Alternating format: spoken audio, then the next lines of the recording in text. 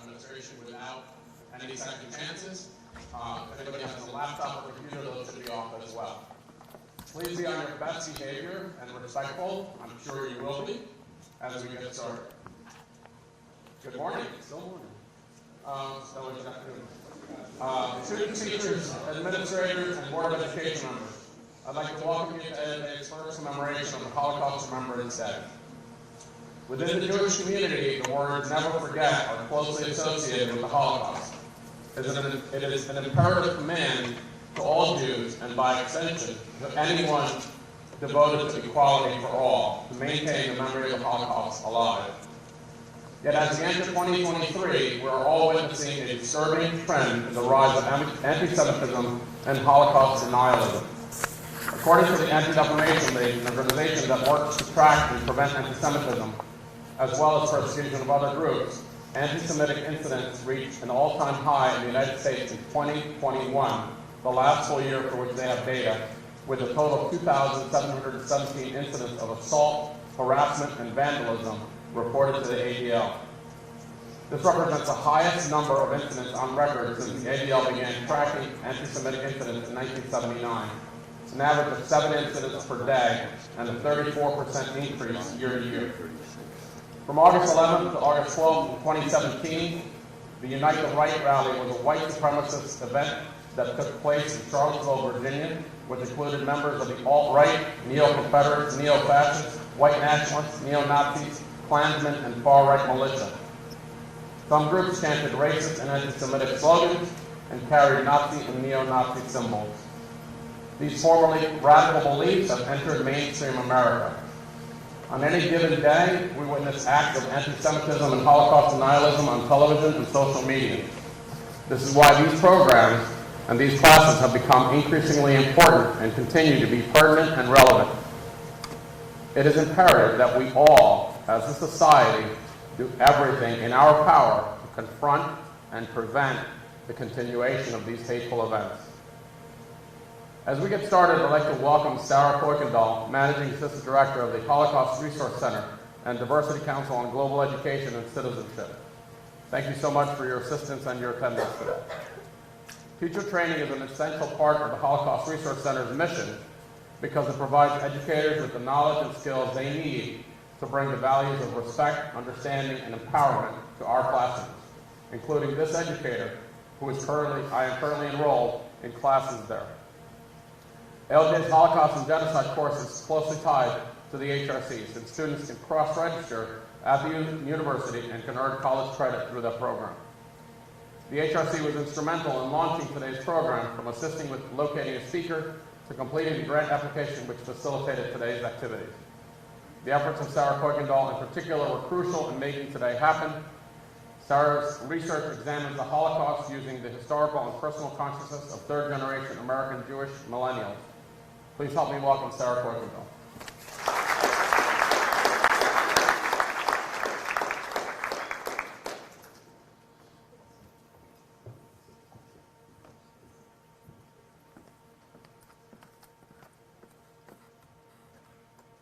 Hello.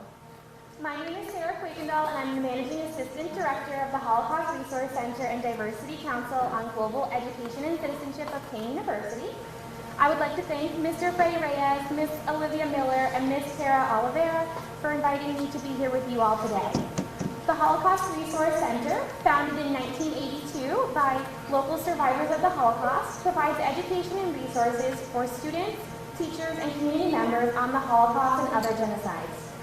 Through our post-baccalaureate certificate on teaching the Holocaust and prejudice reduction, we have trained several educators at Clark Public Schools on these important topics. Arthur L. Johnson High School students also have the opportunity to earn college credit through our course Holocaust, Genocide, and Modern Humanities. As one of the original schools to participate in this program, your classmates join the more than 350 students each year that partake across 40 districts. Taught previously by Mr. Frank Stebbins and Mr. Chris Roberts, and now taught by Mr. Freddie Reyes, this partnership with your district is a pivotal piece of the HRC's mission. Mr. Reyes, thank you for organizing today's program for the students and for your colleagues. You are an incredible asset to the district, and I hope they are just as proud of you as we are. Clark's longstanding commitment to Holocaust and diversity education is shown through your continued membership in the Diversity Council, and we are beyond appreciative of your support. 78 years ago, on January 27, 1945, Auschwitz-Birkenau was liberated. We now commemorate this date as International Holocaust Remembrance Day. Our purpose is to honor the 6 million Jews and millions of others that lost their lives at the hands of the Nazis between 1933 and 1945. We are honored to be joined by second-generation survivor of the Holocaust, Dr. Bordon. Dr. Bordon is a retired OBGYN from Bergen County. His presentation today will recount how his parents escaped the Holocaust. After graduating from Temple University, Dr. Bordon attended Philadelphia's Medical College, today the Drexel University Medical College, where he received his MD. He continued his training as a physician at the Sinai Hospital of Baltimore, where he completed his residency. Following a stint as a major in the U.S. Air Force, Dr. Bordon was in private practice until 2013 in Bergen County, in addition to holding various positions at Englewood Hospital and Medical Center and other local institutions. From 2014 to 2017, he was a physician at the Bergen Volunteer Medical Institute. A frequent presenter on medical conferences relating to his specialty, Dr. Bordon was a fellow of the American College of Obstetrics and Gynecology and is since a Life Fellow. The demise of his own parents and the survivor generation has compelled Dr. Bordon to take up where they left off, transmitting their story and its lessons to young people. To that end, he has already spoken at local universities and school districts. Dr. Bordon, we cannot thank you enough for being here today, and welcome. Thank you.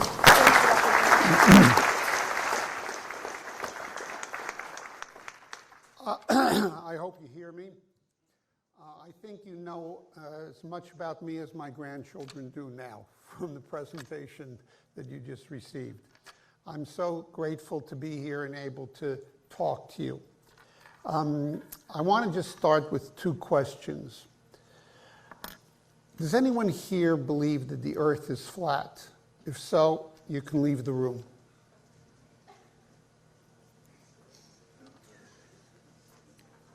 Does anyone here believe that the Holocaust did not occur? Because you too can leave the room. Okay, I'm glad you're here and staying. So if I can have the first slide, please. The term Holocaust literally means a fire that causes total destruction. Today it refers to the systematic mass murder of European Jewry by the Germans. Some believe it started in 1938. Next slide, please. In 1938, the second line is when Kristallnacht, November 9th and 10th, occurred. It's the night of the broken glass. Tons of shattered glass in the cities of Germany and Austria. Hundreds of Jews were killed. Thousands, children among them, dragged into the streets and physically assaulted. 7,500 Jewish businesses and Jewish hospitals and orphanages were vandalized. 1,100 synagogues were burned. Others, like me, assert that the Holocaust actually started on the first line in January of 1933 when Hitler and the Nazi or National Socialist Party took over the governmental control in Germany and began implementing laws against the Jews. Jews could not own businesses. Jewish children could not go to school after 4th grade. Curfews were set for Jews. They could not eat at restaurants, nor could Jews sit on park benches. No Jewish professors or teachers were allowed, and more. In total, 12 years of Nazi-controlled dominated Germany. Jews were thought of as cockroaches. It's an actual term used against Jews during this period of time, cockroaches. Also, it should be noted, and I'll talk about this later, that what is known as the final solution or the extermination of all Jews in Europe did not actually come into existence until 1942, but it happened well before that. In my mind, the Holocaust is more than European or Jewish history. It's human history. Hitler did not originate anti-Semitism, and it did not disappear with his suicide or Germany's defeat in World War II. It exists today. Before I get started on my family stories, I recently learned about these statistics. 94% of Americans polled by Gallup after Kristallnacht disapproved of German treatment of Jews. Still, 54% of Americans agreed that the persecution in Jews was partly the fault of the Jews. 11% believed it was entirely the fault of Jews. 67% of Americans opposed a bill then in Congress that intended to admit Jewish children refugees from Germany, but the bill never came up for a vote. When the ship, I don't know if you've ever heard of it, the St. Louis, came with 936 Jewish refugees to try to come into the United States, the ship was not allowed to enter into any port. The ship had to return to Europe. Of those 900 and some Jewish refugees, about 300 were eventually murdered by the Germans. I am the son of two survivors of the Holocaust. I was born in early March 1945, almost exactly 2 months before World War II ended. Some might say, since I was born prior to the conclusion of the war, that I myself am a survivor. I disagree. I am a 2G. 2G stands for second generation. My parents were the survivors. They are the first generation. My children are 3Gs, third. My grandchildren are 4Gs, or fourth generation. But I am a sufferer. To this day, I suffer from the effects the Holocaust had on my family. Survivors are dying off, and there are few alive today, and even fewer that can do what I'm doing here now, standing in front of you and giving you a first-hand knowledge of what some of them went through to survive on the Holocaust. On Holocaust Remembrance Day, people stand up and are silent for 1 minute.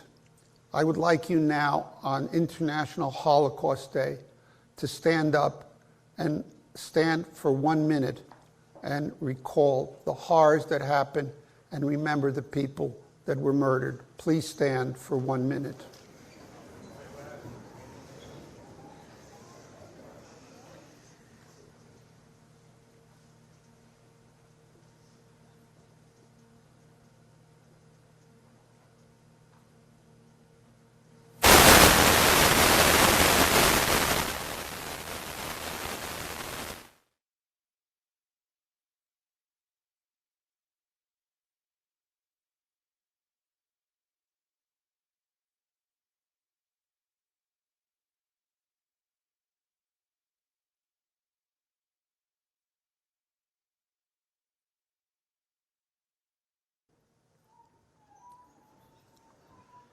So,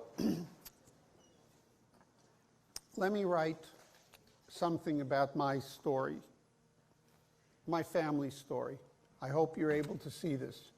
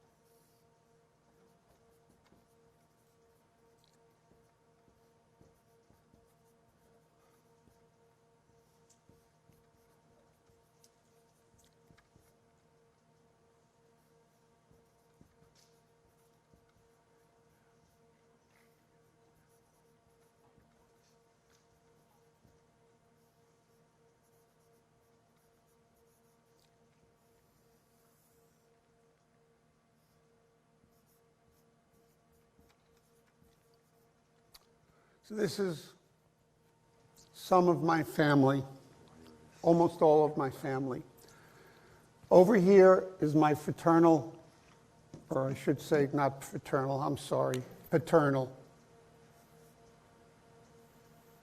grandfather, whose name was Morris, my paternal grandmother, whose name was Henna. They had 4 children, Rosa, Rala, Roman, my father, and Adam. Roman and Adam were identical twin brothers. This is my mother's side of the family. Herschel and Blima, my maternal grandfather, maternal grandmother. They had 6 children, Edmund, Anna, Franja, Marianne, and Mina, my mother. Anya had a son, believe it or not, whose name was Jersey. My family lived in Lodz, Poland.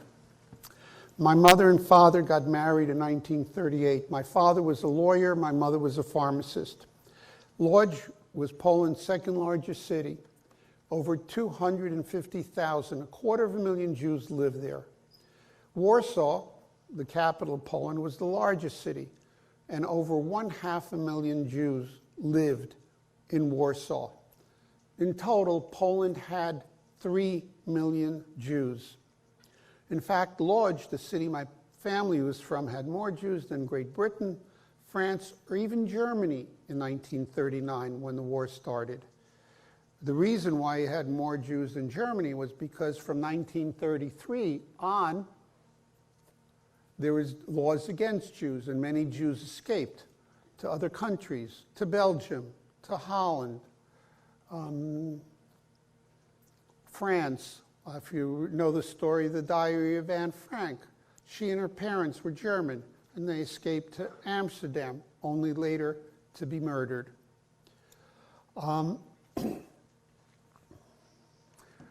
In September 1st, 1939, Germany invades Poland. On September 8th, they take control of Lodz, as I said, where my family lived. In September of 26, only a couple of weeks after the Germans invaded Poland, Germany and the USSR make a pact. It's called the Molotov and Ribbentrop Pact. Next slide, please. They divided Poland in half. The eastern half, the one in the light brown, belonged to the Soviet Union. The bluish part belonged to Germany.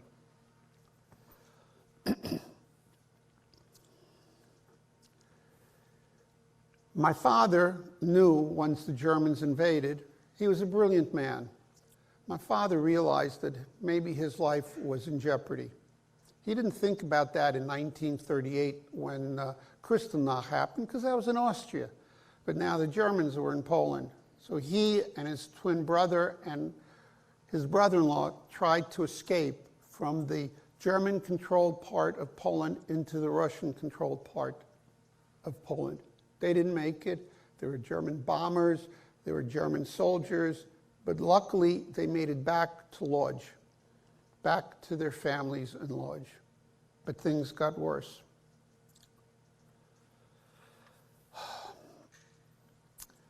In a few weeks after the ghetto in Lodz was established, a couple weeks after the Lodz ghetto was established, 2 German SS officers break into my parents' apartment. I don't know if there's anyone here who's Jewish, but if you know what a mezuzah, it's a ceramic tile where inside you have a scroll, psalm, that you put on the doorpost of your house. Most Jewish families have that mezuzah.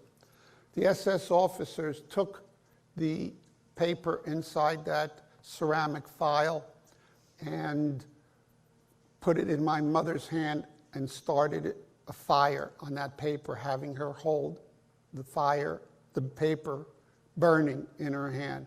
My father tried to help her to get it out, and the Germans beat him to a pulp. They left my father on the floor. My mother finally was able to get rid of the burning paper, but with scars on her hand, and the SS officers left their apartment telling him that in a few days they would be back to take all of their furniture. My father knew that now they had to escape. My mother didn't want to go. But first of all, you have to understand that leaving the rest of the family behind, who wants to do that? But no one thought of the possibility that they would never see each other again. You thought, okay, there's a war, 2, 3 years, it'll be over, we can reunite. But no one had any imagery of what was going to occur. My mother didn't want to go. She didn't want to leave her family. Finally, when Jews were forced to wear yellow Star of Davids onto their clothes, she relented. And my father and mother took off trying to get into the Russian sector of Poland. Let me talk, before we finish with this slide, about the rest of the family. Please note that I use the word murdered. I use the word died. I don't use the word killed. You die from an illness. God forbid someone gets killed in a car accident.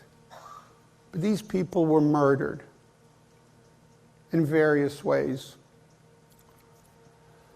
My paternal grandmother and grandfather were over 65 years of age. In September 1941, every Jew over 65 years old in a L.J ghetto, something like 30,000 at that time, were taken in vans over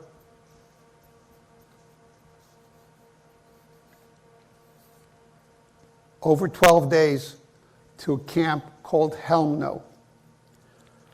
My grandparents were left in the van, and the carbon monoxide from the exhaust of the van went into the back, where there were several hundred Jews in each van, and they were murdered by carbon monoxide poisoning, and their bodies were put in a mass pit grave. September 12th, 1941 is the date that happened to my paternal grandparents.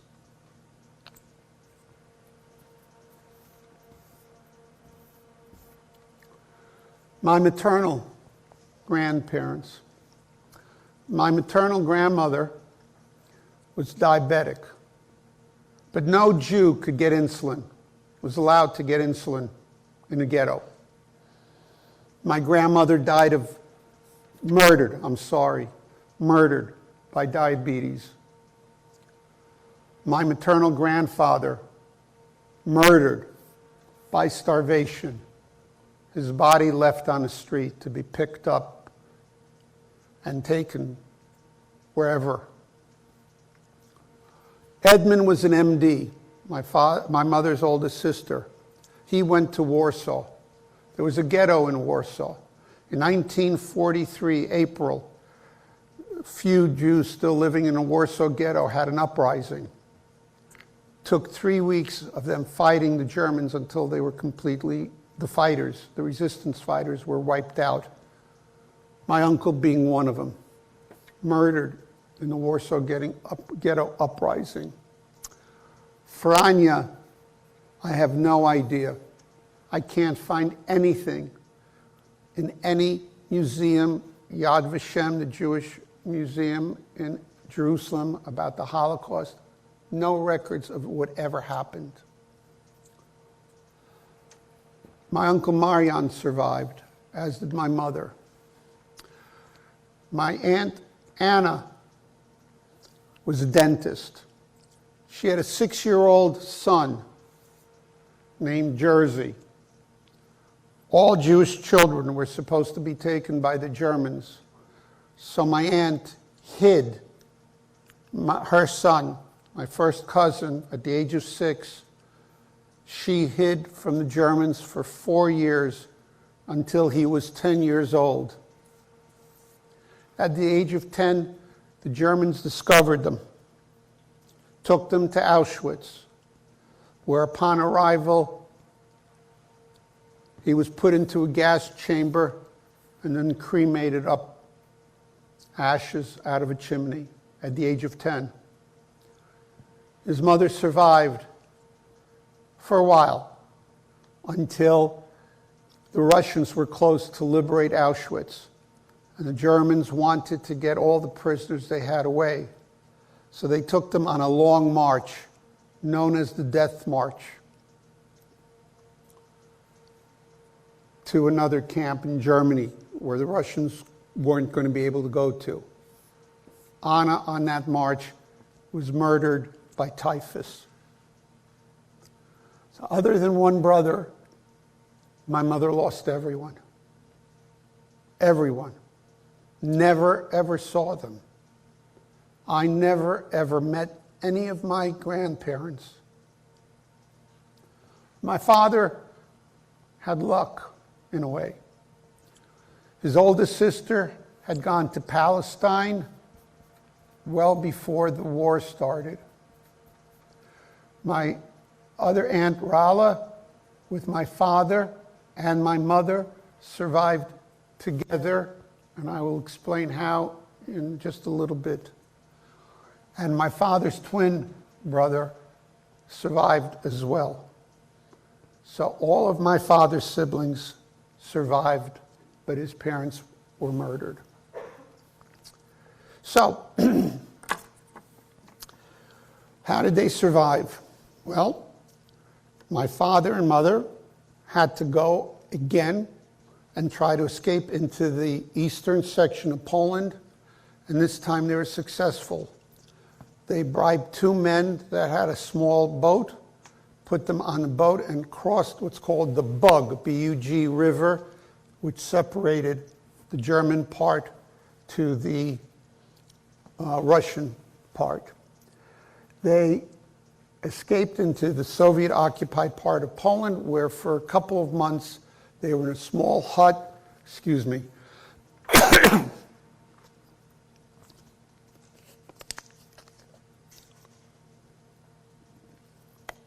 They were in a small hut until Stalin took them and 200,000 other Polish Jews who did the same and escaping into the eastern section and put them above the Arctic Circle in Siberia in slave labor camps.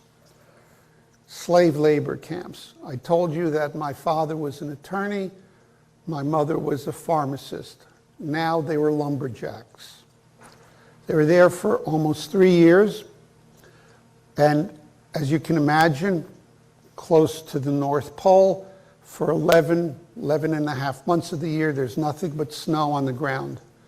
My father developed a condition called snow blindness.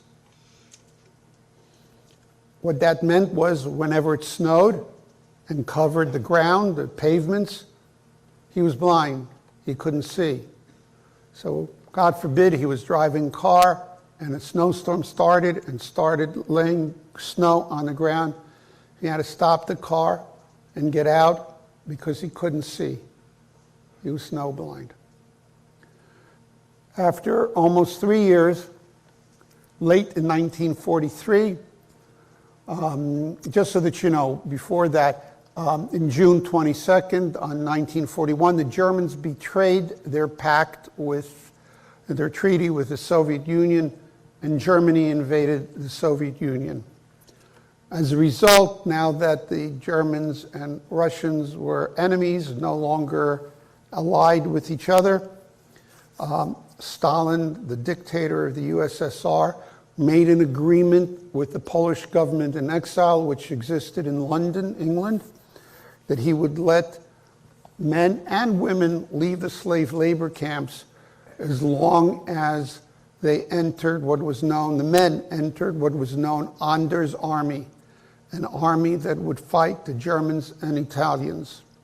So my parents were let go and forced to travel to Persia, Iran, where Anders' army was being formed. Before they got to Persia, let me tell you a quick story or two. I mean, you're talking about from Siberia all the way down the Soviet Union, Tashkent, finally into Persia.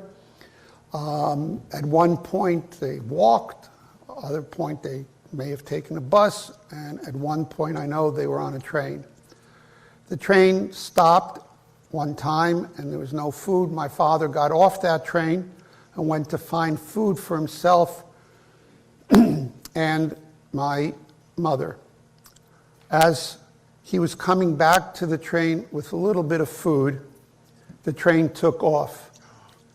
He dropped the food and ran after the train. My father was not a sturdy, physical kind of guy, but he made it to the end of the train and was able to grab onto hold of the end of the train. But all the doors were locked, and so he had for 6 hours to hold on to the railings of the train outside as the train was moving before it came to the next stop, before he can get back into the train.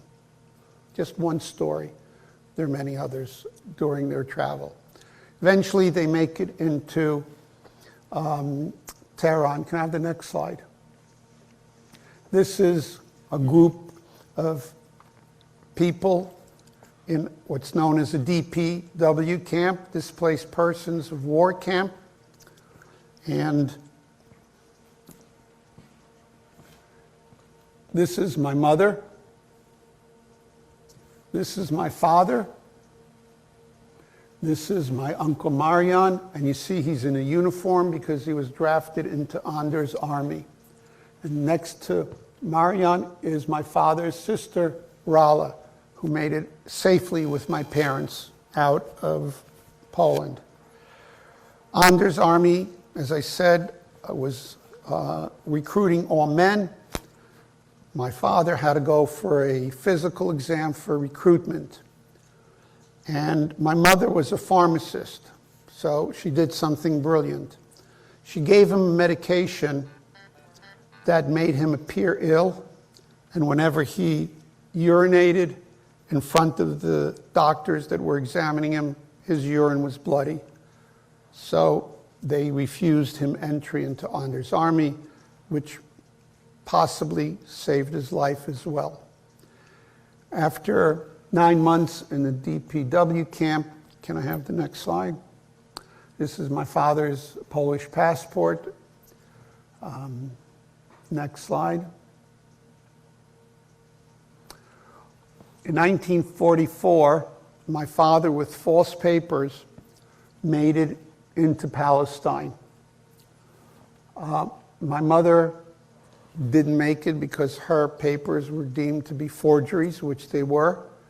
But after 5 months, my father was somehow able to get to her papers that the authorities thought were legitimate, and she made it into Palestine. The question I asked, but you can see the answer on the slide, is exactly what happened 9 months after when they were reunited.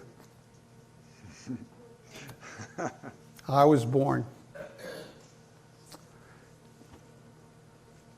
In 1948, again, as I say, my father was not really a very physical man or sturdy man, but Palestine was fighting for a state of Israel, and my father joined the Haganah, or the Israeli army, during the War of Independence, and Israel became a state in 1948.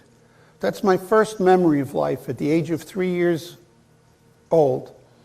3 years. I'm at a bunker below an apartment building with other children and a couple of elderly people. My father is fighting. My mother is a pharmacist, has to go and work. And there's a young woman sitting in front of the stairs leading into the bunker. The only memory excuse me.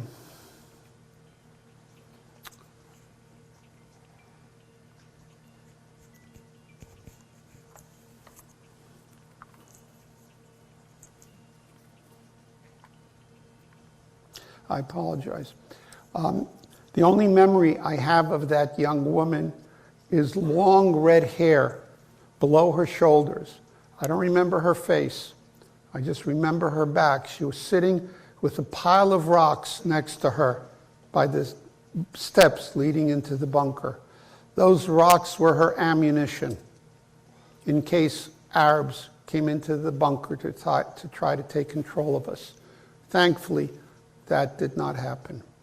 But that's my first memory of life. My father, as I said, was a brilliant man, but he had luck. He had luck to escape and to survive.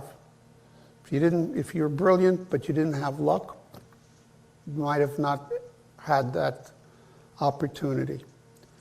My father realized that there would be more wars in Israel, that the Arab countries adjoining the borders of Israel would always be fighting against Israel to destroy it, and I would be their only child, and he wanted to keep me safe.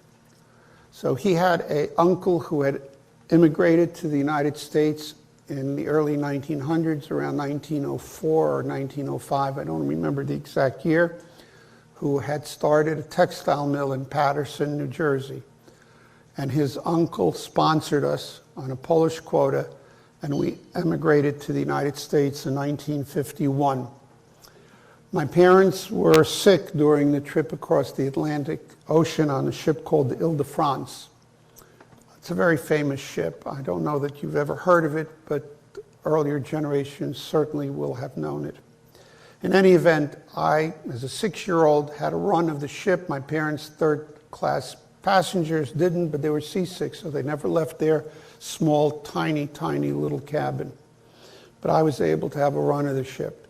And I was fortunate because on the day we came into the New York harbor, I actually happened to be on the deck overlooking the pier and the harbor as we were coming into New York City. Guess what was the first thing I saw?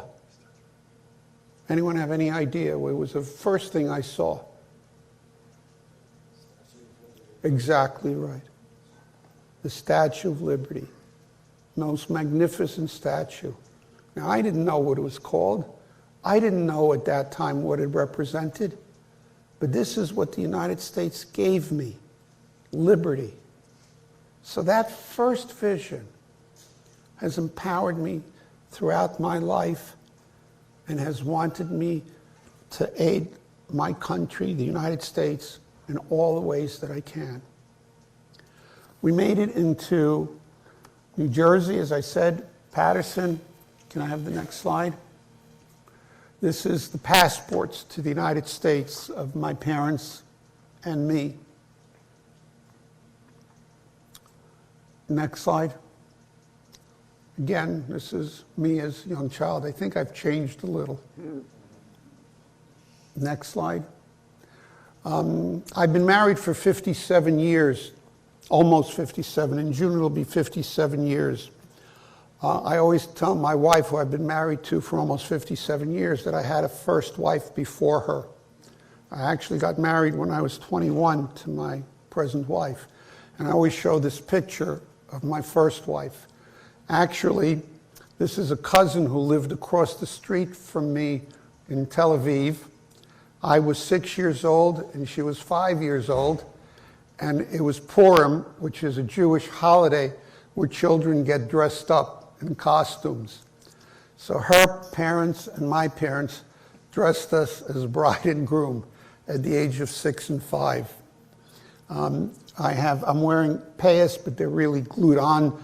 Payas are the hair that you see coming down below the ear, but I actually never had them. They were just put there to make me look like I was a very, very religious Jew. But so I tell people that was my first wife. Next slide, please. This is when I'm 7 years old with my parents. And the next slide. This is my parents about 2 years before my dad passed away at the age of 69.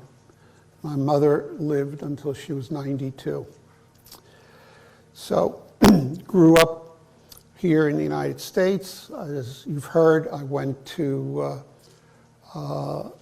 medical school, residency, and then I served during Vietnam in the Air Force in Texas. Let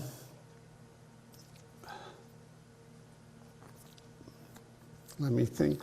So I want to talk about a very kind of unusual topic that's being researched. It's called epigenetics. Epigenetics. It's not the change of genes, but it's the way that genes react with each other, or genetic modulation. And this is a terrible experiment, but scientists took a first generation of mice and exposed them to cherry blossom aroma. And every time the mice came anywhere near cherry blossom aroma, they were hit by small electrical volts. Painful. This was done repeatedly until whenever they came anywhere near cherry blossom aroma, they panicked. Of course. The scientists did nothing to the second generation of mice. With the third generation of mice, but by this time the first generation already had left the earth, the third generation of mice, whenever they were exposed to cherry blossom aroma, they panicked without actually being struck by any electrical volts. It was something that they inherited from that first generation. How? No one knows. But I'll tell you a story. I'm on a train, tourist train, with my wife in Australia. It's a 2-hour tourist train, and we're going to be stopping at a couple points, getting off the train to see things in the Australian jungle. And as the train takes off, all of a sudden the loudspeaker comes on. And as the train is moving, the loudspeaker in Australian English tells us, all the tourists on the train, what we're going to be doing, what we're going to be seeing, and for about a minute or so speaks about this trip. And the loudspeaker goes off. About 30 seconds later, the loudspeaker comes back on. This time it's in German. I freak out. I panic. I'm on a train that German is being spoken to. I get goosebumps all over my body, sweat pouring down me. I'm screaming. I'm in panic. I want to break the windows of the train. My wife is trying to calm me down. It's like I'm having a nervous breakdown. I'm a wreck. PTSD, post-traumatic shock disorder, is what it might be called now. But I inherited that in a way. Genetic modulation, I don't know. Another story. One of my mother's aunts and uncles were very, very wealthy. When they tried to escape, they had a car. And before they went over into the Russian border, into the Russian sector, they stayed at a Airbnb, what it would be now called, a small, tiny little motel for one night. And then they leave in the morning on their way. And a block from the small motel, my mother's uncle stops the car, tells his wife, my mother's aunt, to sit in a car. He wants to go back to the motel to say thank you, to the people that let them stay overnight. He had forgotten to do that when he left. So he walks to the motel a block away, and while he's there, a German bomber comes over and bombs the area that the motel is in, and he's murdered. When my father found out about this story, from that point on in his life, if he left somewhere and forgot something, he never, ever went back to get it. He would never go back. And guess what? If I forget something when I leave my house, or if I left my office, or anywhere and I had forgotten something, I would not turn around and go back, ever. One time, my older daughter, who was about your age in high school and was on a trip to Europe, and I drove her to JFK Airport. And as we're getting closer to the airport, my daughter turns around to me and says, "Dad, I'm sorry, I forgot my passport." Guess what? I can't go back. I immediately pull off the road. This was before cell phones. I immediately pull off the road, make a call to my wife who's at home, and I tell her, "You have to come to the airport to bring Heather," is my daughter's name, "Heather's passport." And she did. Because I don't ever go back. So that's just something that I've inherited. I don't know how, but it's in my life.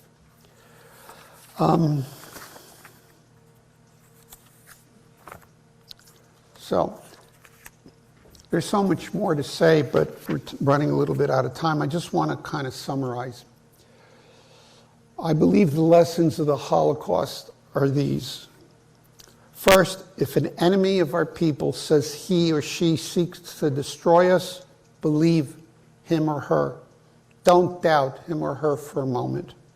Second, when a Jew anywhere in the world is threatened or under attack, do all in your power to come to his or her aid. Third, a Jew must learn to defend him or herself. You must forever be prepared for whatever threat looms. Fourth, Jewish dignity and honor must be protected in all circumstances. Fifth, stay united in the face of the enemy. Sixth, as you've heard in the introduction today, anti-Semitism is on the rise today. Anti-Semitism comes from religions, politicians, both left and right, from all directions. There's a pattern to Jewish history. In our long annals as a nation, we rise, we fall, we return, we are exiled, we are enslaved, we rebel, and again we suffer destruction, climaxing in my lifetime, the Holocaust, and then followed by the rebirth of the Jewish state, Israel.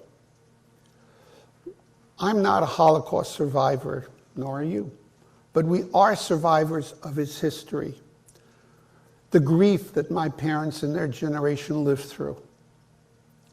My parents and other survivors were never, ever really free after the Holocaust. I don't use the term never again, which is a very popular slogan. Never again. Well, if you think about Jewish history, I'm sorry to say this because your mascot is a crusader, but the British Crusaders in the 1200s killed Jews. In the 1490s, the Inquisition in Spain killed Jews. In the 1600s, in Italy, in Venice, is where the term ghetto comes from, where Jews were put and killed in ghettos. In the 1800s and 1900s, the word we use, pogroms, in Russia, Belarus, Ukraine, Poland, Jews were killed in small villages and shtetls. That's our history. I say never forget. I wear a symbol. It's in Hebrew. It says Zahor in Hebrew. Zahor means remember. Remember. Never forget. One last thing. When Auschwitz was liberated, one of the survivors, his name was Viktor Frankl. He was a very, very famous psychiatrist. After liberation, he said the following. He said, every religion, every race, every culture, every tradition is important and vital. But there are only two types of human beings on this planet: decent and indecent, humane and inhumane. I hope I am looking out at everyone here who is decent and will do good in their future for someone that they meet. Do good in your lifetimes. There's a book, I think, that's circulating. Has it circulated at all? Okay. Can you just stand in front? And this is a book which has about 1,240 pages. On each page is the word Jew, printed 4,800 times. Just a single word, Jew, on 1,240 pages, over 4,000 times. Altogether, it adds up to 6 million, 1.5 of which were children. I can put my finger on one of those tiny little word Jew, and it could be my cousin, or my grandfather, or my mother's classmate from high school.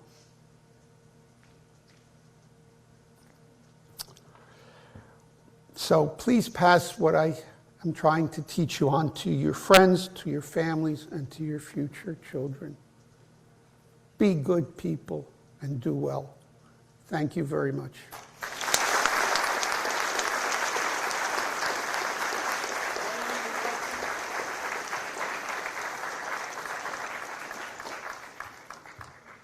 I'm willing to take questions if anyone has them. Anybody have any questions? No? All right. Thank you. Thank you, Dr. Bordon. Let me just take this.